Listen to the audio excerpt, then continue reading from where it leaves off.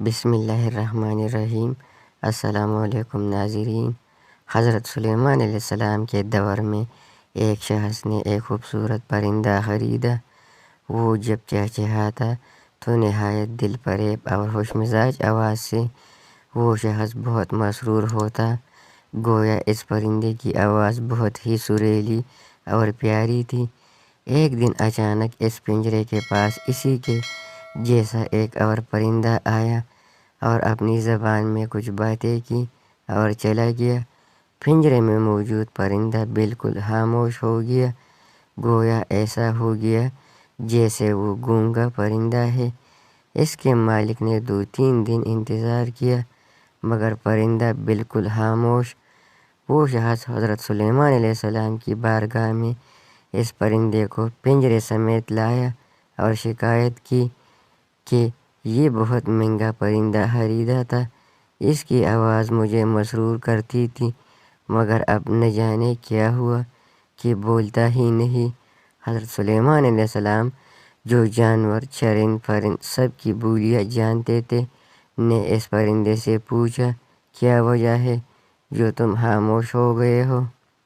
وہ پرندہ عرض گزار ہوا، اے اللہ کے برحق نبی، یہ شخص سمجھتا ہے میں خوش ہو کر چہچہاتا ہوں مگر حقیقت یہ ہے کہ میں دیگر آزاد پرندوں کو دیکھ کر روتا ہوں کہ اے کاش میں بھی آزاد ہوتا تو کتنا اچھا ہوتا، مگر یہ میری زبان نہیں سمجھتا تو یہ خیال کرتا ہے جیسے میں بہت خوشی سے گنگنا رہا ہوں۔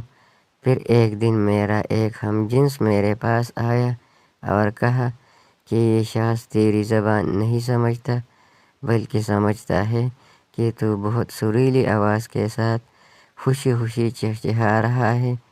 اگر تم اس کی قید سے آزاد ہونا چاہتے ہو تو رونا چھوڑ دو، بولنا فریاد کرنا بھی چھوڑ دو کہ اس پر تمہارے الفاظ اثر ہی نہیں کرتے کیونکہ یہ تمہارے درد کو سمجھ ہی نہیں سکتا۔ بس پھر کیا تھا، میں تب سے خاموش ہو کر صبر کر رہا ہوں۔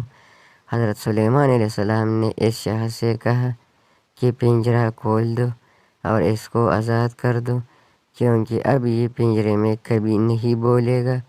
اس شخص نے کہا اگر اب یہ خاموش ہی رہا تو بلا وجہ اس کو رکھ کر میں کیا کروں گا، لہٰذا اس نے سلیمان علیہ السلام کے حکم کی اتباع کرتے ہوئے پنجرہ کھول دیا۔ وہ پرندہ فوراً اڑ کر درخت کی شاخ پر بیٹھا اور اس شخص کو دیکھ کر کچھ چہچہا کر اڑ گیا۔